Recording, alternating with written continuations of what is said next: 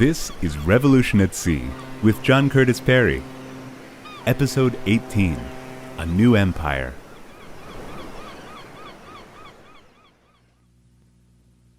A new British Empire embodies a swing to the east following the 18th century taking of India, judged the most important event in British history from the Reformation to the Industrial Revolution. After 1815, Britain had no clearly defined policy of imperial expansion, but it would gradually build a new empire to replace the one lost in North America. With the Caribbean relics of sharply diminished interest, no slaves anymore to work the fields, and the colonies of settlement, Canada, Australia, New Zealand, manifesting an increasing sense of independence, Britain's geostrategic center shifted from the Atlantic to the Indian Ocean, stimulating the desire to keep India free of the French. This meant not only India, but that entire oceanic world embracing the Arabian Sea, Persian Gulf, Bay of Bengal, and the saltwater shores of East Africa from the mouth of the Red Sea, the Bab el-Mandeb, to the Cape of Good Hope, with Southeast Asia and the China Seas as one salient of that world, and Australia, New Zealand, and Oceania as another salient. Australia, later attractive for its resources, initially interested Britain as a place to send convicts, since the American Georgia was no longer available for that purpose. Thus, two major military corps of British power developed, the Indian Ocean and the Atlantic, separated by 12,000 miles. Home and India. This generated a perceived need to protect the northern land frontier of the subcontinent, as well as its oceanic approaches. The British sustained their Indian presence with a lifeline, so-called, a string of outposts and coaling stations, pinpoints en route, Gibraltar, Malta, Suez, Aden, as well as larger territorial commitments, South Africa, Ceylon. This was supplemented by what we could call the informal empire. 80% of British capital invested overseas goes into the old empire, the USA and the Dominions, Canada or Australia, or to Argentina and other temperate lands, typically railways, gold mines, and utilities, gasworks, electric power plants. Thus, trade and investment do not necessarily follow the flag into newly acquired territories.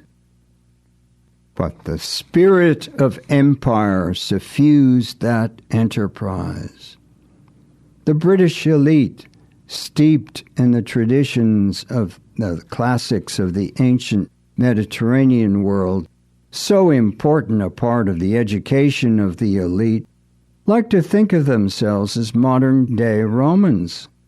Like the Romans, they thought of themselves as a world empire, but they lay beyond the Mediterranean, without limits. Like the Romans, the British, especially the Scots, were engineers, building harbors and highways, ultimately railroads. And as officials, they perceived themselves as bringing law and order to the benighted. Thus, their presence was both concrete and abstract. But the analogy with Rome was not very good, more romantic than real, stemming perhaps from the British classical education.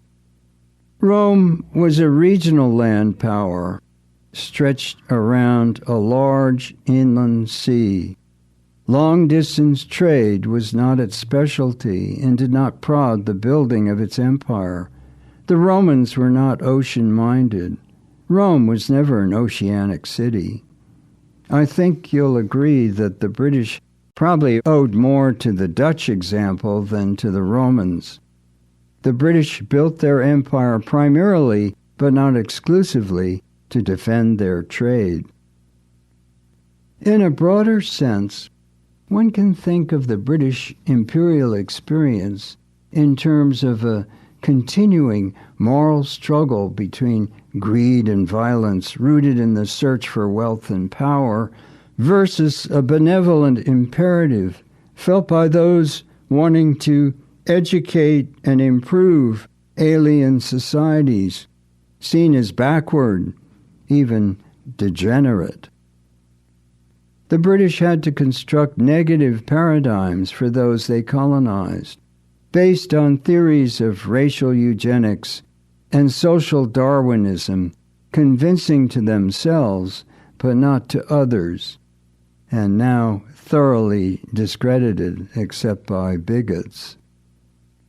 The power of self-confidence suffuses. A spirit of triumphalism reigns among these self-appointed champions of the civilized world.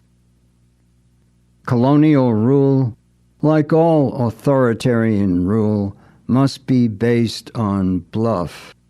It has to seem natural. As soon as colonizers begin to lose faith in their natural right to rule, the structure collapses. Hence, the importance of nerve. As Colin Powell once observed, optimism is a force multiplier.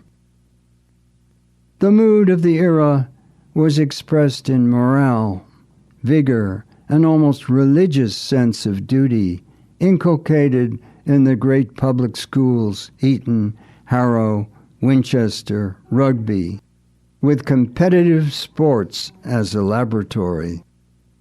Wellington supposedly said, "The battlefield of Waterloo was won on the playing fields of Eton." Britons took great pride in stoicism. One apocryphal incident was at Waterloo. General Wellington, standing next to Lord Uxbridge, saw a bouncing cannonball knocking off his lordship's leg. Wellington says, "By God, Uxbridge, you've lost your leg." Uxbridge, looking down, replied, "By God, sir, you're right." Uxbridge later had his leg buried with full military honors. Americans spoke of their manifest destiny. This seemed unnecessary to Britons because it was all self-evident. God is an Englishman. Britannia ruled the waves, and the pound was indeed a sterling currency. The attitude shines with particular splendor in the words of Cecil Rhodes, the South African business mogul and empire builder.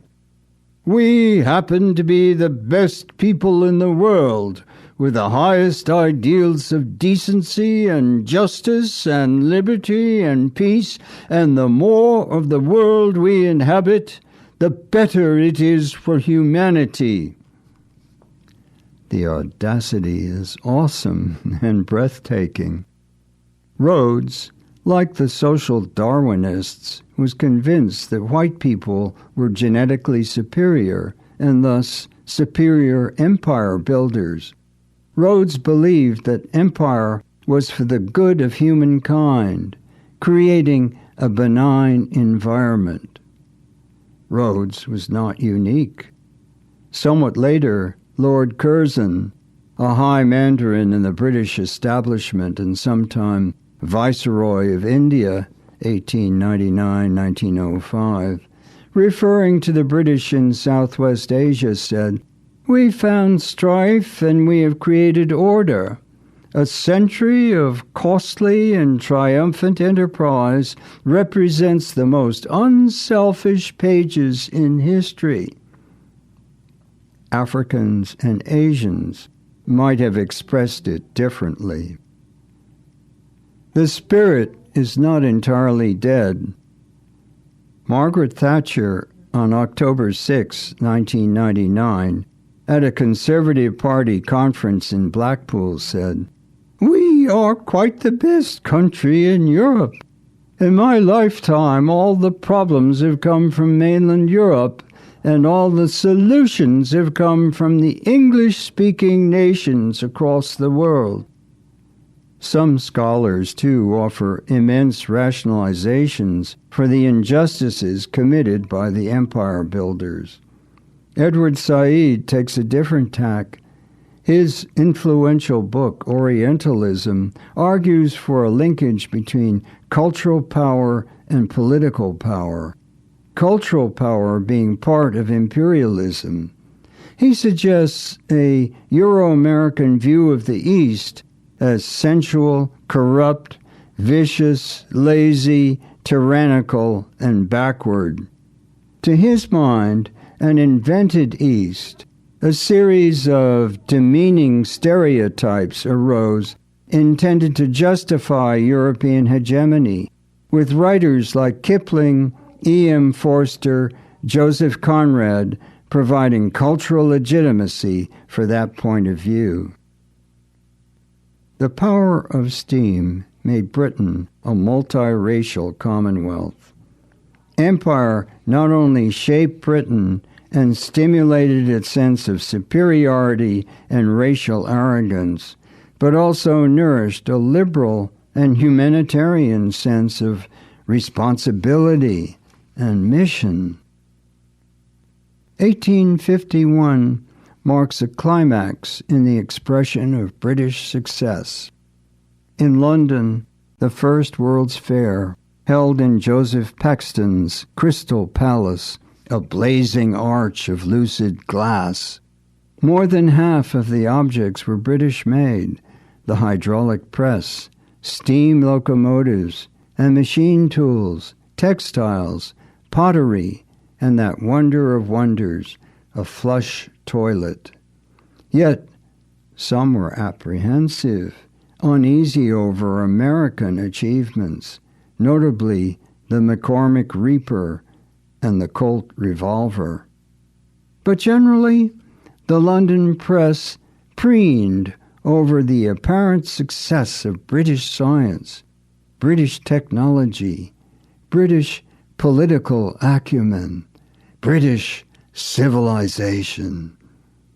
Queen Victoria confided to her diary, "We are capable of doing anything."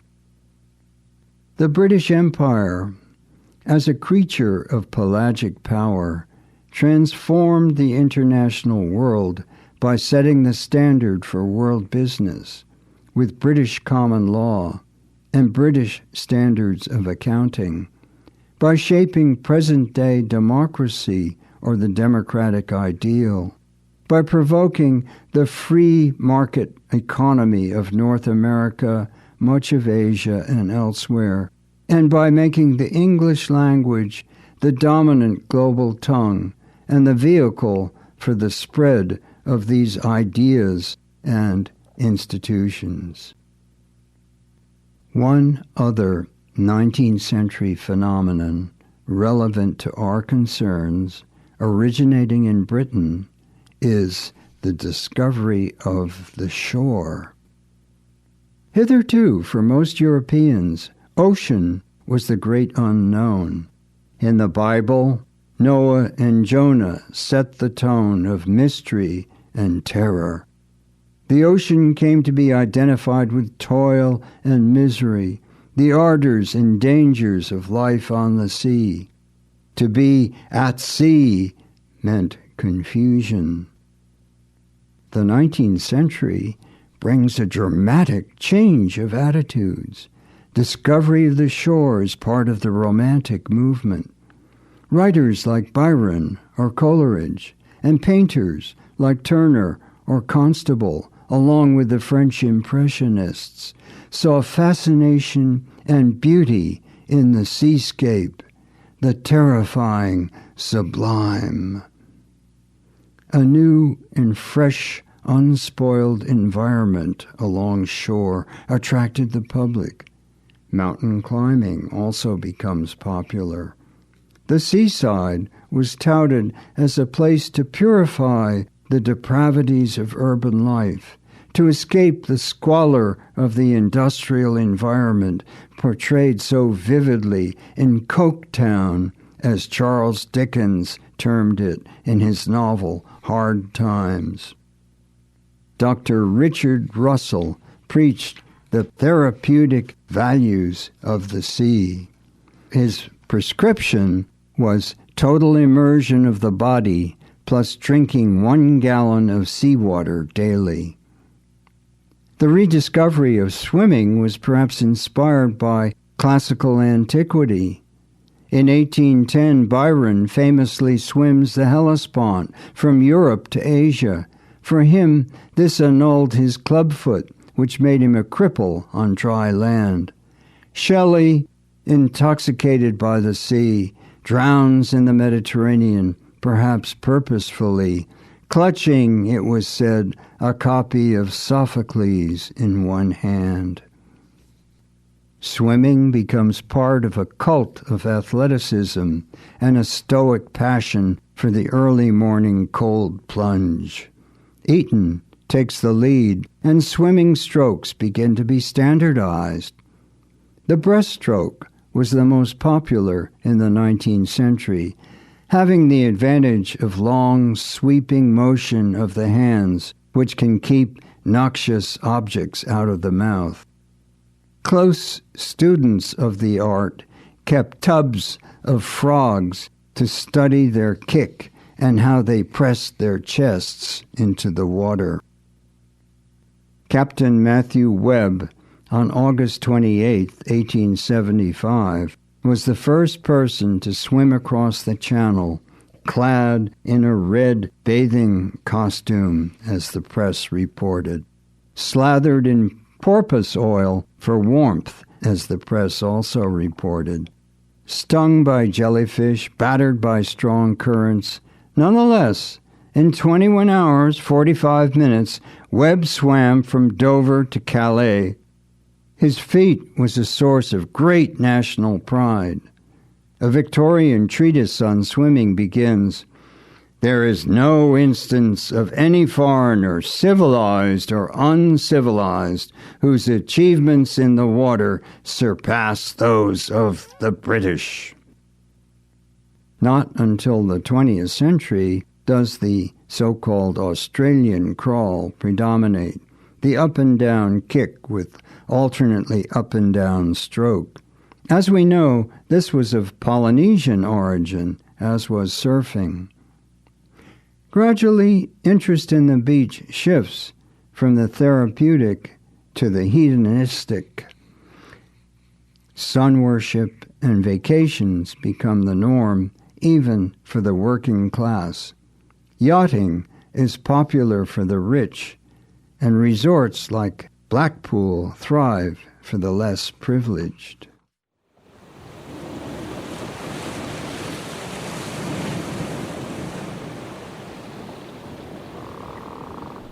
Join us next time for episode 19, as we look at Britain's continuing rivalry with France's oceanic career as Britain builds this new empire. Why did Britain prevail? Revolution at Sea is written and spoken by John Curtis Perry, with additional voicing by Jamie Rosenberg. Recording by 1623 Studios in Gloucester, Massachusetts. Production and distribution by Albert Bouichadet-Ferret. Goodbye until next time.